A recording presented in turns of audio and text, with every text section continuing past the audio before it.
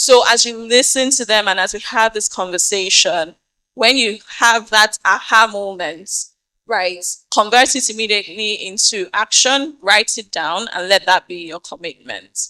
It's a panel session. I'm very excited to be speaking to the amazing ladies here. And while I have some questions already prepared for them, I would also be welcoming questions from the audience. So please let's start to get our questions ready. We have about 50 minutes in total to do this. Thank you. All right. 50 minutes. She told me I have 1 hour, but I rather plan with 50 because we'd always go over, right? So in about 20 minutes, I will take a pause and invite questions, right? So it's an opportunity to really help you bring it home, and I hope you'll take it. Amazing. Dr. Fumi, Dr. Foma, can I call you that? And the amazing Wendy. Thank you so much for being on the panel. I think I would start off, with this question. I believe it was, I'm not even sure which of the many speakers said it, but it's something we know that usually limits start from our minds. They start being internal before we even start to talk about the external limits, right? In all of your different spheres, you are leading beyond limits without a doubt. I mean, Dr. Fumi, what you do with Lux Dental, what you do with Chide Taiwo, what you do with your community, women in Port Harcourt. So I'll start with Dr. Fumi. What was that internal limit that you have had to overcome, right, on your journey? Thank you very much for that question, and it's an honor to be here. It's my first time in Port Harcourt, and it's a pleasure to meet everyone here. The first limit I had to overcome was the gender limitation, and I think I was helped on that journey because I was surrounded by powerful women who always broke glass ceilings and defied odds and rose to the peak of their careers. And so when the gender conversation came up many times, I had seen women who had conquered that. And so it was easy to overcome that. The second one was no money because I started my dental practice on my own 5 years ago. I had been in a partnership for 3 years previously, and there was someone with big pockets. I just had to dream and she would fund it. And then now I was on my own with the same big dreams, but with 2.5 million naira. There's nothing you want to buy in a dental clinic that can cover because dentistry is highly capital intensive. But as doctor said earlier, if you have trust and you have creativity, there is no limit. I remember when I was younger, and I hear people say, you don't need money, you just need a vision. I used to hear more and say, it's a lie. But I have lived it out. And truly, I had just money to pay for rent for a location. And I had clients waiting for me to say, you are my doctor, I'm not going anywhere else. So I'm waiting for you to tell me where you are. And then I asked family for a loan, 4 million naira. And I started lean, very lean. One chair, one x-ray machine, one autoclave, and clients waiting for me. And now we've grown many times over. I have a payroll with over 22 people now in less than 5 years. We've done that number multiple hundreds of times. And so trust is the integral thing in growing a business. Amazing. Thank you so much, Dr. Fumi. There are two things that you said. And I would like you to maybe speak a bit about the first, right? So Dr. Fumi mentioned, one was the gender limitation, and then second was really money, especially after a partnership, ended. You work in a sector that is male dominated. You do what many men probably cannot do. So, I mean, still share the limitation you had to overcome, but I would also want you to speak a bit about that gender limitation and how you managed it in a male dominated field. Okay, thank you very much. Um, Being a lady, being a woman in a male dominated industry is one of the most difficult things to do. And especially when you are in the real estate sector, for anyone who has been there or who is there could attest to that. And most of the times when you find yourself in the room, high profile meetings, you'll be like, who is this girl? They don't even look at you like a woman. They still see you like one little girl like that. And they have this penchant for looking down on you because she can't be the MD. She can't even head a branch. She can't do this. So, but one of the this rejection, like she rightly mentioned, this fear of rejection became a pattern. So within our firm, it was difficult to have ladies rise to a certain level. But I was able to navigate it by the grace of God through, first of all, I had to sit back. I got uncomfortable with where I am. Like one of our keynote speakers said something about that. I was uncomfortable. I didn't like the status quo. I wanted more. And that is passion. That is I just needed more. And I knew I can't continue to be at the status quo. So I started looking for gaps. There are problems to be solved. I think Dr. Obi said something like that. I had to start looking out for the gaps that were quite obvious. But all these changes started from my mind. I woke up one day, I told myself that enough is enough. I wanted more. This is not a motivational session. It is just a very practical session. I'm sure most of my colleagues are online. They can hear me. I even spotted two here. So I got tired of being where I used to be. I got tired of being talked down on. And I don't know if you've ever found yourself in a place where even your MD then never liked you. This little girl. And I don't even want to bring in the tribal thing. All those things they came like the giants looking at me, trying to press down on me. But because I also knew what I wanted from life, I started making a push. Mine started from first reading. Almost all the keynote speakers today have said one thing or the other about reading. I was also battling with so many personal challenges, quite personal and sensitive. But trying to navigate all those became a burden. But there's a particular book that changed the narrative. First, Seven Habits of Highly Effective People. Second, The Secret. I started reading books. Then it's not just reading books. I started practicing the things I read from the book. I started doing better because I realized that for you to be extraordinary, you have to push beyond the ordinary. You have to just get to the extra. You can't you can't be ordinary. You can't do ordinary things and expect to be at the extraordinary phase. So that extra was what changed the narrative for me. Amazing. Thank you. There was something you said, right? Is you became uncomfortable, right? And I am picking on that because sometimes when we experience this discomfort, we want to convince ourselves that why am I uncomfortable? Shake it off. It's my own too much, right? Thank God I have a job. At least I have a job. We want to almost excuse the discomfort. And so my encouragement to someone here today who is experiencing a level, in fact, let me ask, how many of us are in a space in our lives where we are experiencing a level of discomfort? Like some just, I even Pastor Kelechi is like, I'm experiencing discomfort. Like I see some hands up. And my encouragement is when you get back home to your homes this evening, sit with that discomfort, right? She sat with it and used that to begin to chart a path towards the next level. Thank you so much, Poma. And now, Wendy, let's talk about the limitations you faced. I mean, building a community of over 100,000 women, um, that looks easy. I mean, she's sitting here and it sounds like it's easy, but I imagine it hasn't been. What were some of those limitations? Okay. Hi, everyone. Thank you so much for being here. Um, my kids are watching me at home, and I promised to do a shout out to them. So, hi, Audrey. Hi, Wadita. Hi, David. Okay, so one of the limitations, that I had to overcome is fear, and that's a lot. I know a lot of people have this same limitation.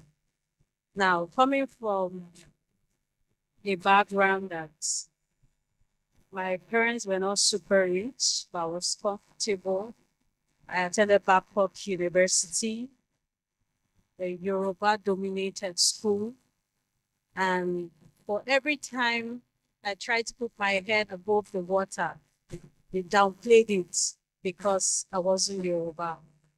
And that really it got to me, right? But God just had a way of pushing me out there because it gets to a point where they know that it is only Wendy that can save us. It is only Wendy that can do this thing for us. So when I started Women in Port Harcourt, I got a lot of comments. Are you the first to start? Very soon we will get tired. We've seen people open pages, we've seen people do stuff. And, that's really got into me. Like, am I just going to do something that at some point I'm going to leave and run away? Another limitation that I had to overcome was procrastination, right? I I'm one person that once I write a lot because I don't like to forget things, right? It's just like she said, sometimes what you need is the idea, not even the money. Because if you don't have these things stated out, if you don't have these goals, these aspirations, these ambitions written out somewhere, when the money comes, you definitely channel into something else. And before you know it, you come back, maybe one day you start watching a movie and you start remembering that you have not done anything with your life. And that's when you remember it again. But you will still not take note of it. So I think these two things, fear, as it is now, there's nothing, I'm that kind of person that I feel like there's nothing that I cannot do, right? So all I need to do is plan towards it, get the necessary resources that I need to execute. And I can tell you that to a very good extent, right? When we started the school from crèche to secondary, the school is just 2 years old, and we're about 220 students already. Yeah. Wow, that deserves a wow, no? Yes, does. So, and I have school owners who've been there for 10 years and are still struggling. So when my husband said, you're going to do this thing, I did not study education. I studied international law. And the first thing I did was to acquire knowledge. I went to the teachers training college so that when the teachers are talking to me, when the principals are talking to me, I know what they're talking about. So I acquired that knowledge, and my experience as a marketer, I was able to do things that even encourage other school owners to start showing up and marketing their schools. You understand? So I think those two have been able to overcome it. She came into the space, dominated, and actually started to define the trends. Amazing. Thank you so much, Wendy. Um, so I think from the conversation so far, we've heard the gender limitation, we've heard the tribal limitation, right? We've heard fear, we've heard procrastination, and a few very actionable tidbits that I want to actually call out. When you talked about writing things down, because honestly, we forget, right? I think we place too much emphasis or we overestimate how much we can remember, right? So get you a little notebook like I do, like Ifoma does, or use your phones, right? An idea comes to mind, just write it down. Or you remember you need to do something, put it down. It does help. Practical tidbits, number one. Number two is they also both talked about acquiring knowledge. I was stalking Dr. Fumi's LinkedIn yesterday night, even though she did not mention acquiring knowledge, but I was looking at all of the different courses that she's done in the last, I think, 4 or 5 years, right? You would also know that acquiring knowledge is big. So it means that start to identify where your knowledge gaps are and begin to define how you will close them. Whether it is to start with a book, you start with a course, you start with a coaching community, a certification, whatever it is. And I am taking my time to emphasize this because, again, like I said, I want us to leave with specific actions that we would run with. All right. Don't I deserve a round of applause, guys? Thank you. All right, so Dr. Fumi, I'm going to come back to you. You know, when you were speaking, you talked about having to start your own dental clinic, Blocks Dental, when a partnership ended, right? And I imagine that when that partnership ended, it felt like a rug was being pulled out from under your feet, which is something I believe a lot of us can relate with because it can happen in different scenarios. Maybe you had a sponsor somewhere who had promised that, don't worry, once you finish school like this, a job is waiting for you, or someone had promised to sponsor something or give you capital for a business, and all of a sudden that falls through, right? So, Dr. Fumi, could you maybe share with us? I mean, you've talked about how you went about raising money, but how did you pick yourself up from that place where it felt like everything had fallen flat to starting to build again? Thank you for that question. So, um, I saw the signs coming of the end of partnership. Uh, you know, there's something they say in Yoruba that how the first wife is treated is how the second wife will be treated. And so, as I said, I had big dreams. There was big funding. And so I had a dream of a conglomerate of medical, dental, spa, beauty, everything in one place. And we did that. And so I saw every partner that I brought onto this leave one by one. So I knew that, very soon, I can see the handwriting on the wall, but I didn't have a backup plan. And somewhere I still thought maybe it would be delayed for longer. But I remember when it was an accreditation issue that came up, and they said, "Oh, you need more space." And some staff was saying, "Just bribe them," and I was like, "Me, bribe, never. I will do things by the books. Whatever the law says is what we're going to do. And if you would not budge, then I'll have to be out of here."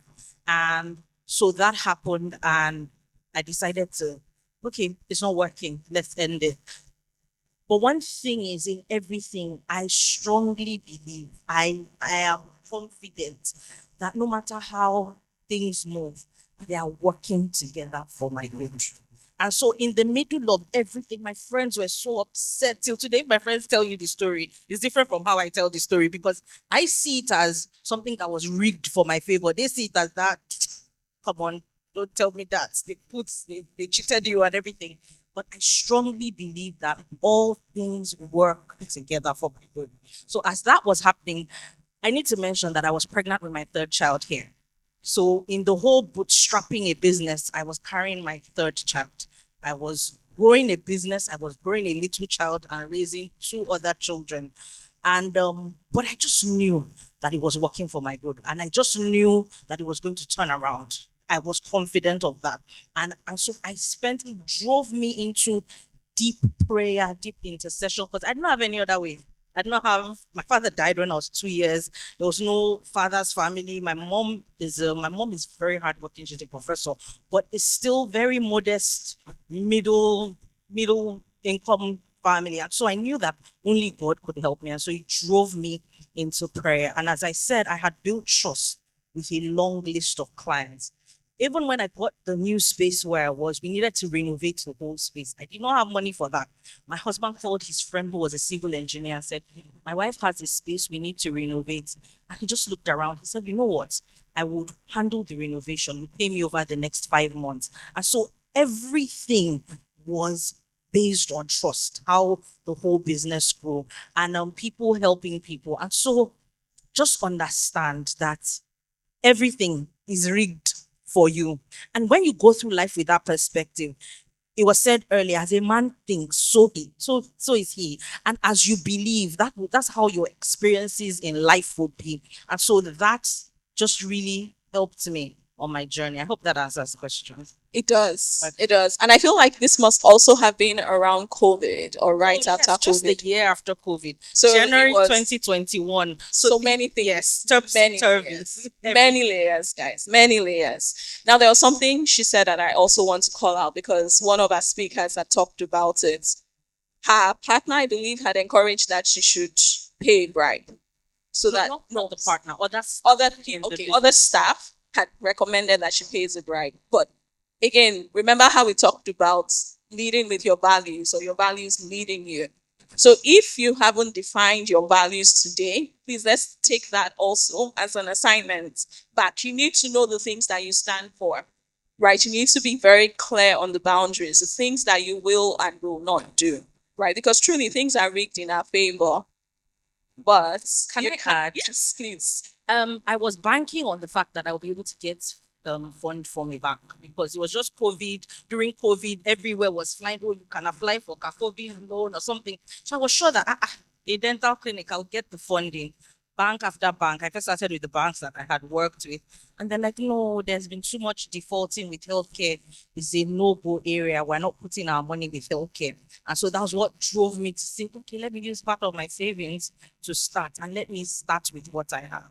And so I started with one room. I had rented a place that could take 3 dental chairs, but I started with one room and I began to grow little by little. As we made profit, I bought the next chair, I fitted out the reception, and that's how we've grown. We just recently acquired the biggest diagnostic machine used in dentistry. Still no bank loan, 5 years in. How did we do it? I spoke to the person and I said, I want this machine. Can you give me a payment plan? And that's something I've learned because there's no big funding. Ask. So I asked for payment plans. I asked for a spreadsheet. How many months will I need to pay for this? And that's how I've gotten every equipment. Any equipment you'll find in the world, there's the Rolls Royce of dental hygiene therapy. We have that machine. Same thing. It was a lot of thousands of dollars, but I asked for a spread out of payment plans and I would do it. It means that in the past 5 years, I have not bought any designer anything because all my money is going there. But pay the price now and over time, you would relax. Yes, we do hear that. Thank you so much for adding that as well.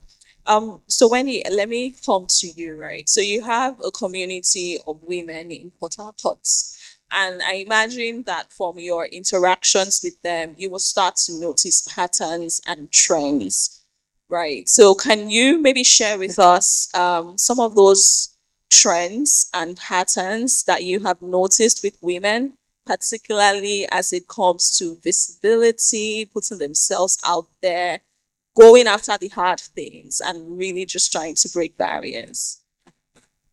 Okay.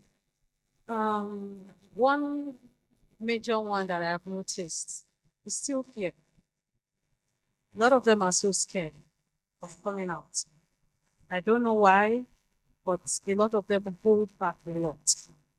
They are doing beautiful things, they don't just want to put themselves out there. And I really still don't know why I meet people like that. And then I have the ones that just because they see every other person, they want to make a name for themselves too. They start to copy what others are doing. And now there's no uniqueness about what you're doing because if you're copying what others are doing, when I look at you, all I see is the other person. I might not even remember you. You understand? I used to sing in church. Before I got married, I used to attend Christ Embassy. And for every time I sang, everybody kept saying, "Oh, you sound like Sinach." I'm like, what's going on here? I'm trying to make a name for myself, and you guys are attributing me to Sinach. And I'm like, okay, that means I'm going to change my style. You should hear Wendy and say, this is Wendy singing, not, the other person. So now, that's another problem. And then another problem that I have noticed, a lot of women do not plan. We always want to live our life as it comes. And for most people that I have seen do these things, they have backup. And if you are depending so much on your backup without planning for your own self, I'm not praying for anything bad, but if something should go wrong, can you stay 6 months without begging anybody? Or even 1 year?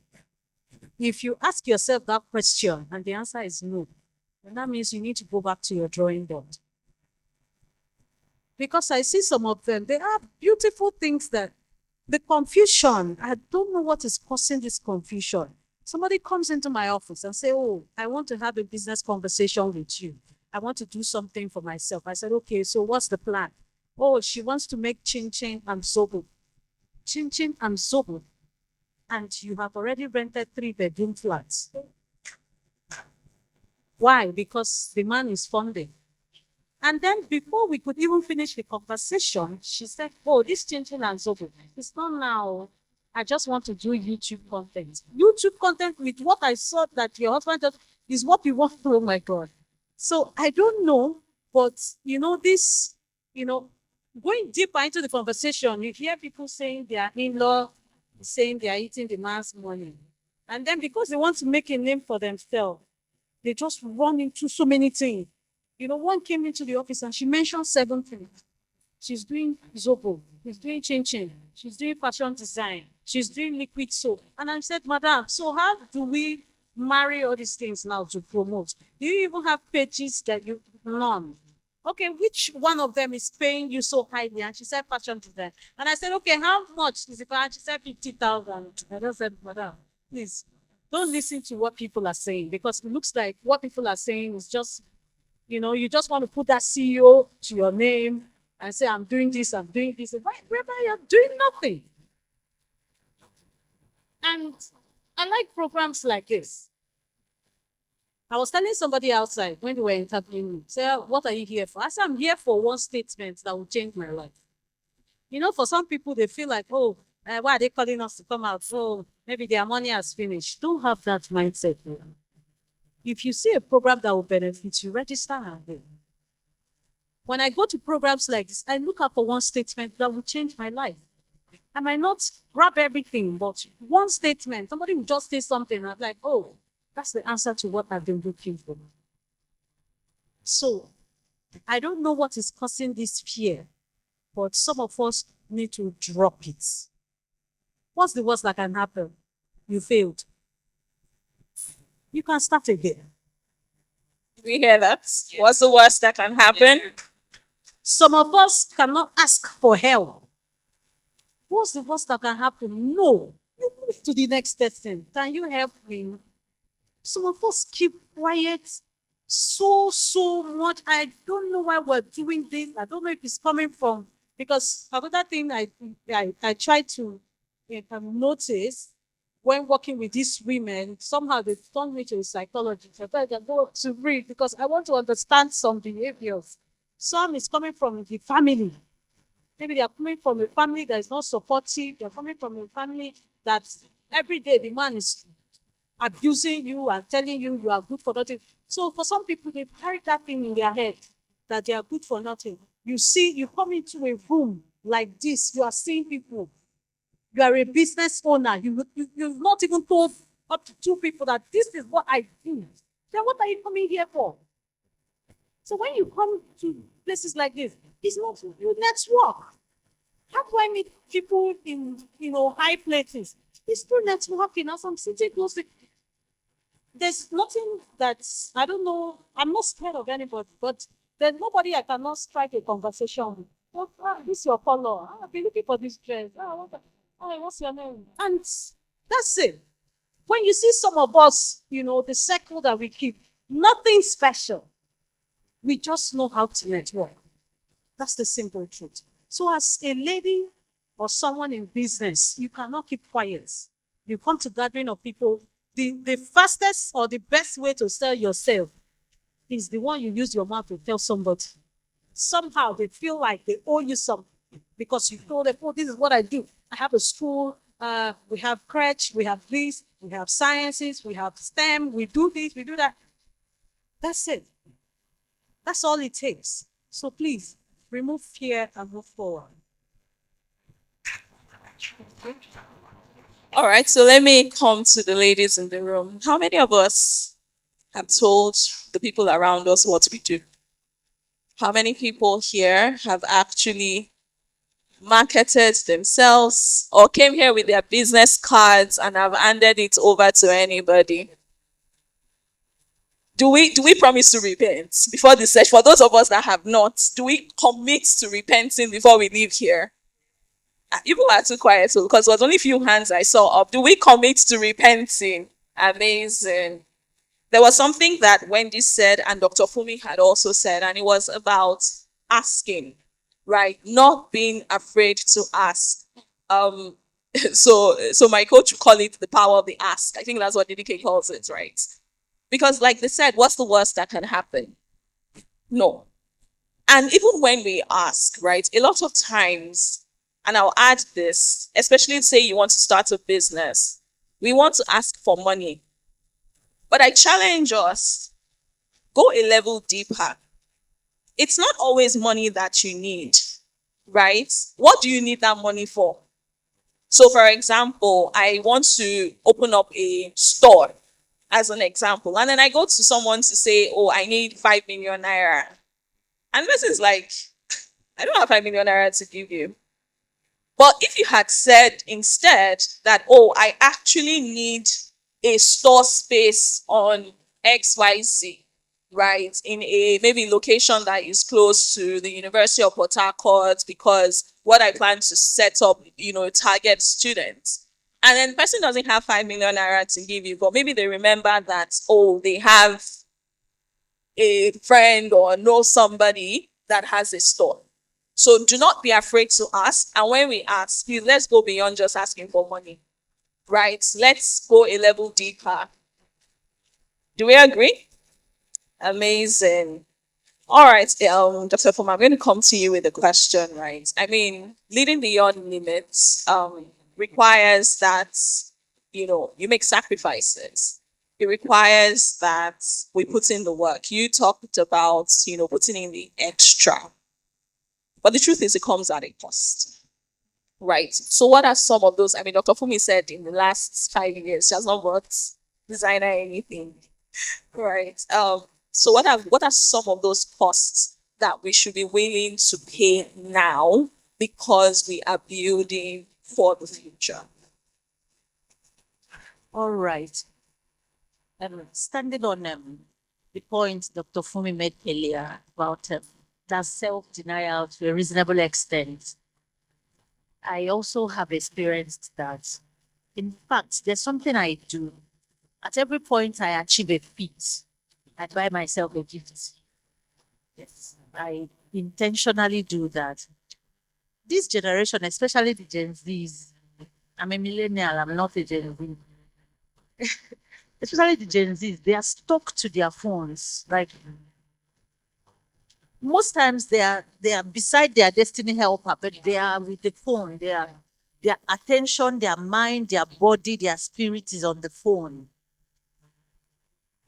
One thing I know is that nothing goes for nothing. And there's something that happened to me. At some point, because of that quest for more, okay, as I cultivated the habit of reading. Like it became a part of me. You can never find me without it. It's almost impossible. I am a very good listener. I can give you a recap of everybody that spoke today, but I will still write it. It's almost impossible for me to write.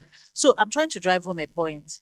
In the course of my reading culture, so what I do is when I read a book, I'll do a 10 points review. I post it on my social media wall. Before you know what is happening, I started getting traffic. Getting traffic. Before you know what is happening, some people reached out to me. Do you know that for every book I review, I earn?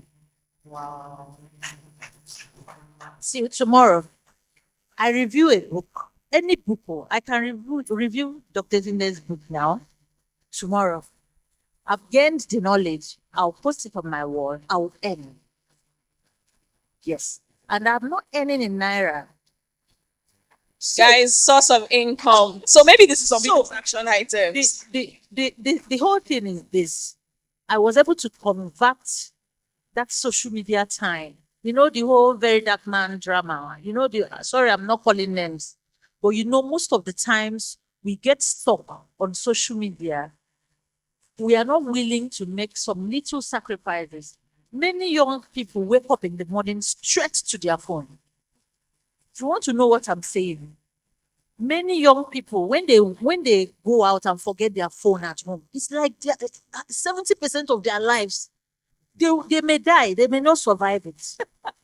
So I'm telling you the truth. So can we for once make better use of our phones? Those people are not here. They are not A lot of, if you notice, everyone is a content creator now. It's good, especially since the monetization thing, right? But you find out that a lot of women out there go nude just because of the monetization. Everyone is almost everyone is a content creator now. Now, the question is, what content are you creating? What value are you giving out there? So the sacrifice for me was I was able to do away with some leisure. There were some leisure that were actually not necessary. I was able to retrain myself on how to do without them. I had to learn to make better use of my time.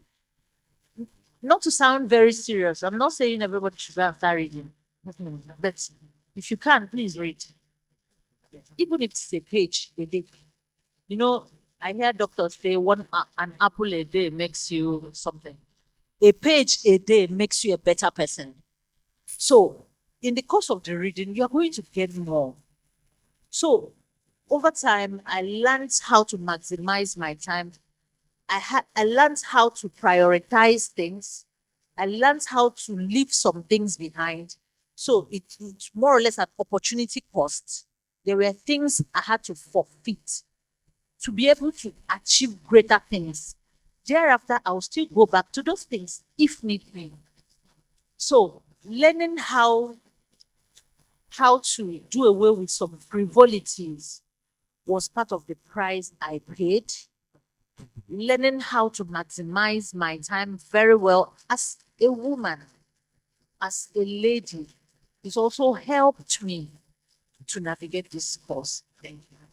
Thank you. That does deserve a round of applause, doesn't it? Okay, so I'm ready to take questions from the audience. Do we have any questions from anyone? All right, so I see you. Do you want to come step forward, or someone's going to take your mic? Oh, she's over there. And so tell us your name and who on the panel you would like to respond to your question. Good afternoon, everyone. My name is Dr. Gift Owells. Actually, I'm addressing the question to everyone on the stage because I think it's something that affects us women as a gender. I've been in a season of my life where I've had to pause my career for some time because, of course, childbirth, marriage happens, childbirth, and you just keep giving birth till you are done. Of course, we are familiar with that. And for some reasons, I'm also in a profession that has to do with you need to be in practice for you to be relevant. Once you leave practice, it affects you for a long time. For everyone who is on the stage, please, Maz, how have you been able to navigate? How were you able to navigate that season of your life? Because at some point, somehow you feel you have so much that you want to do, but there's so much that you are focusing on at the moment, family, children, and you don't have, there's no how you can neglect this side. How are you able to do that and still are able to push your passion and push your career? Thank you. Amazing. Dr. Fumi, I think I want to start with you on that question. Okay, so I mentioned I have 3 children. I had my first in 2014. By the time he was 9 months, I found out I was pregnant with my daughter. And so I had to hide it from the hospital because in the systems there was no structure. So when you went on maternity leave, there was no maternity pay. He was going to get another doctor to cover for you. And we hope you keep that very well and come back.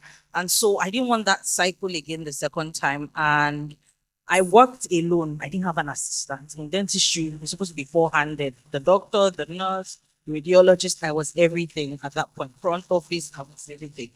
And it was early hours, late closing. And so pregnant with my daughter, I remember that it smelled from root canals. used to nauseate me in that pregnancy.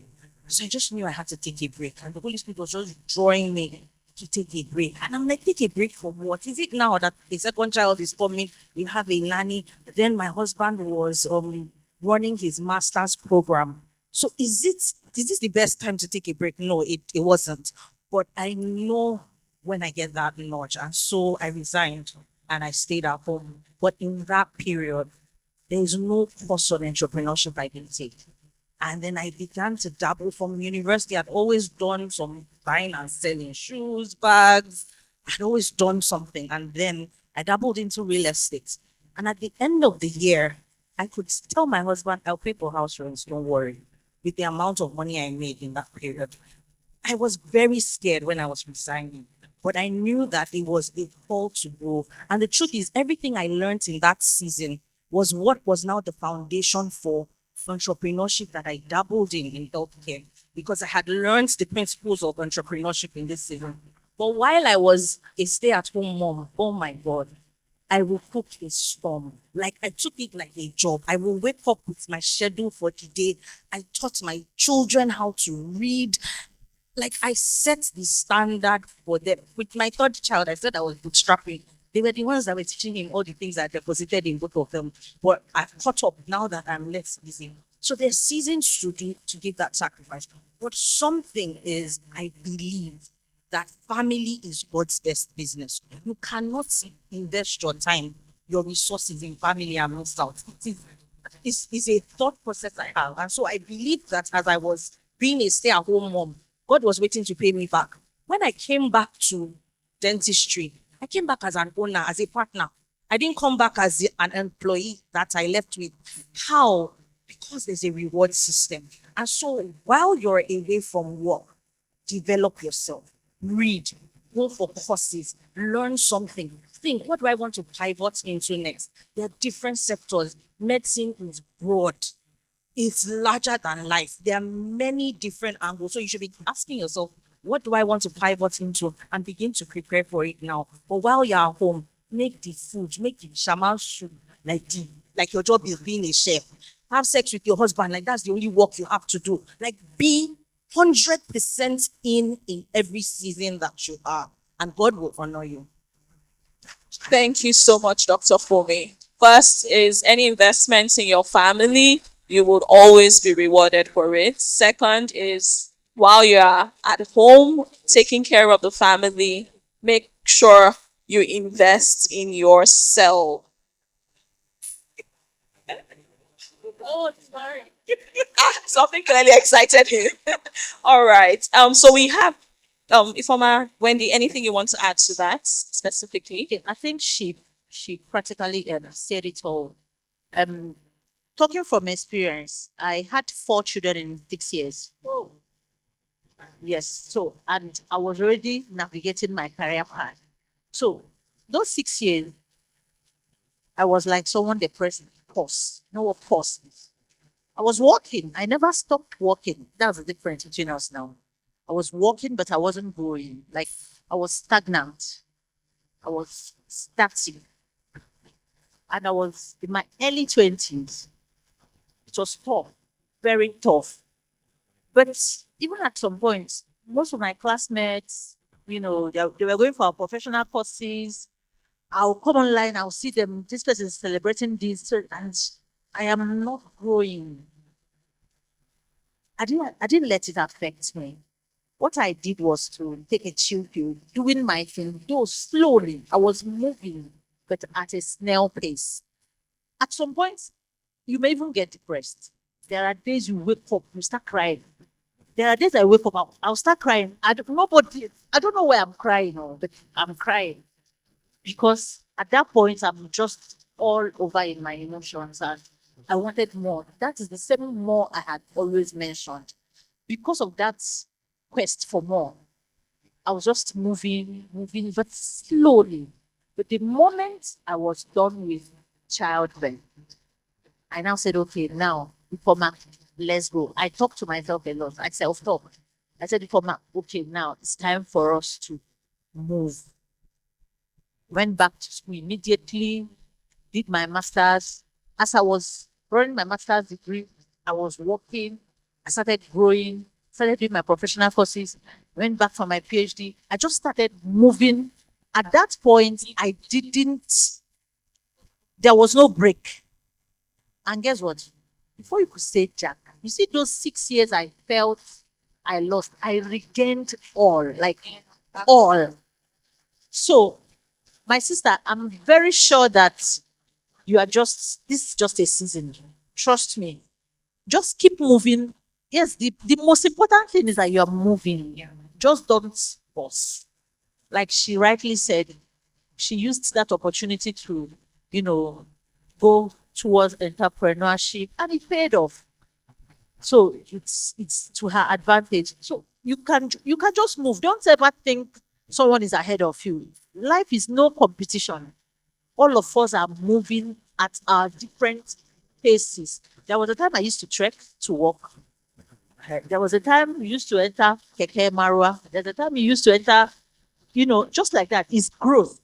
Just keep moving. Motherhood can be draining. Just make sure you are moving. Don't pause. Move. Just even if it's at a snail pace. In time.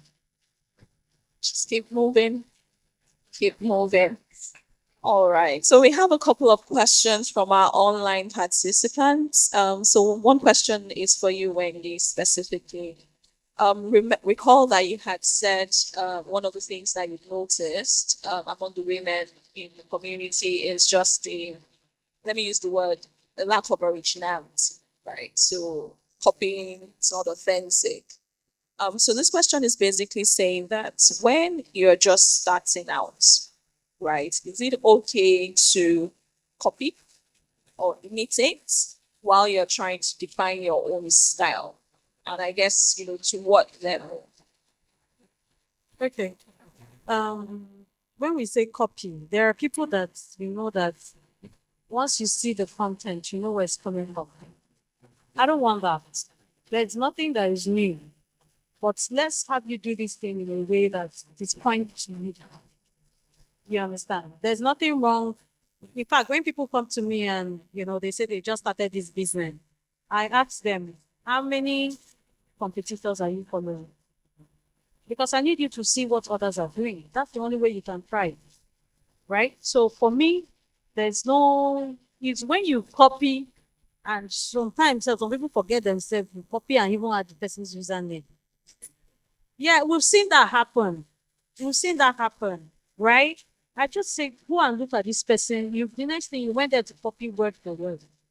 The other time, just last, was it Valentine? We had a case. Somebody just picked someone's flyer, removed the person's username, and just put her username on the flyer, selling the same deal. So you can imagine a scenario like that. So that's not the way to copy. You would copy. It's just like, okay, sometimes I do some comic content, some dancing content. I go to TikTok, I get these ideas, and I come, and the next thing, the post is going viral, but I'm not the first to create it. But because I did it in my own style, and everybody, we've gone for with our dance again, which style is this one? You understand? Because I infused myself into it. So please. And then, sorry, let me just add something for the last question. A lot of us are being conditioned in a way that's how we've been living our lives. For some of us, we feel like if we don't do office job, we are a nobody. That is why somebody will stay and pause and not do anything. I was working in Nigeria LNG as a contract staff at that time. When my husband came to ask for my hand in marriage, my contract expired. And getting married to him means that I was going to struggle to get back that contract because he was going to take me to another location. And I said I wasn't going to get married. My mother started calling pastors. My village people have told me. You understand? Because I had that fear that some of us have too. But I got to the place. And it was outskirts of Port Harcourt. But I did not stay idle. I did I did cakes. I started baking cakes. I started baking snacks. This is somebody that, I was comfortable where I was. I didn't just stay like that and say, oh, if it's not office work, then there's nothing else I'm going to do. For some of us, it's like that. And then you're seeing others, even people in your career, your fellow doctors, your fellow lawyers, have other businesses. They have other things that they are doing. So you don't pause because, oh, I'm a doctor. So because I can't practice now, then that means every other thing needs to pause. That's where you look around. When I came back to Port Harcourt after getting married, doing the whole cake and everything. See, for a woman, I'm going to tell you something. Life is in phases. At some point, I couldn't bake that cake again because I couldn't wake up in the night because the kids were also going to go to school in the morning. I had to transition into something else. That was when I started wanting skiddies. I started doing that. I didn't wait. My friend called me and told me, do you know that Okrika is oil business? I said, yeah, really? I started. And I made money out of it. When the school responsibility came, I couldn't cope again with the Okrika business. I stopped. And I focused on the school. So you are not limited to one thing. That's just what I'm trying to tell you. You are not limited to one thing. Something happens now. And my husband said, you have to leave Port Harcourt. Would I look for something else to do? Will I stay in Abuja and be shouting, oh, I have school in Port Harcourt, oh, I have school in... No. As you move, you look out for other things. You are multi-talented. You are unique as a woman. My pastor will tell you it's only a woman that will join choir, preach in church, and still sin against God, and still sit in front and still raise hand to call God baby. Because because we are multitasking. No, check out. If a man is cheating, you will easily catch him. Because the attitude will just show. But if a woman, she will still call everybody baby, and nobody will know what is going on. You understand? That's how multitasking a lot of us are wired. But we don't know it. Only you are sweeping room, you are mopping, you are cooking at the same time, you are dressing to the... You think that talent is ordinary? It's not. So let's put it into our professional life too. And trust me, the results will amaze you. That does deserve a round of applause. So we are slowly coming to the end of the panel session. I think just one question for Ifoma. Then when Dr. Fumi comes back, one question from her for our online audience. But if I take the question for Ifoma, any other question from the audience? I saw your hand first. That's the lady in brown.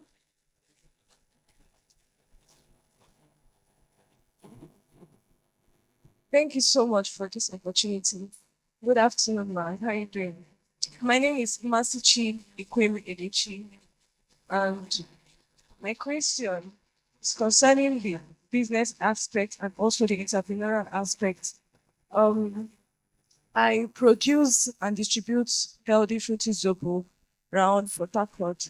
But right now, there is a challenge I'm facing, which is the electricity issue. So last year, I I started from my church, and now it's branded and it's also a registered company under the CAC. And aside Zobo, most of the times when maybe the light issues disrupts, I make hair. I'm a hairdresser, so money from that also helps to sustain.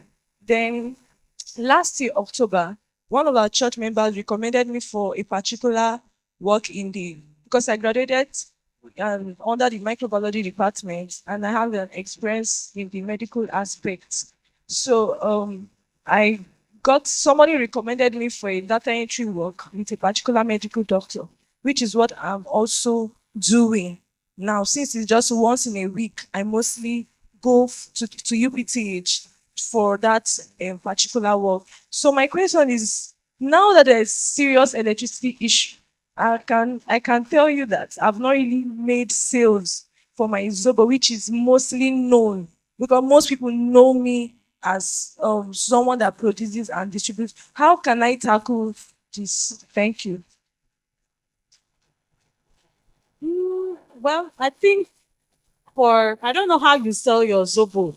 Do you just make it and take to people to buy, or people place orders?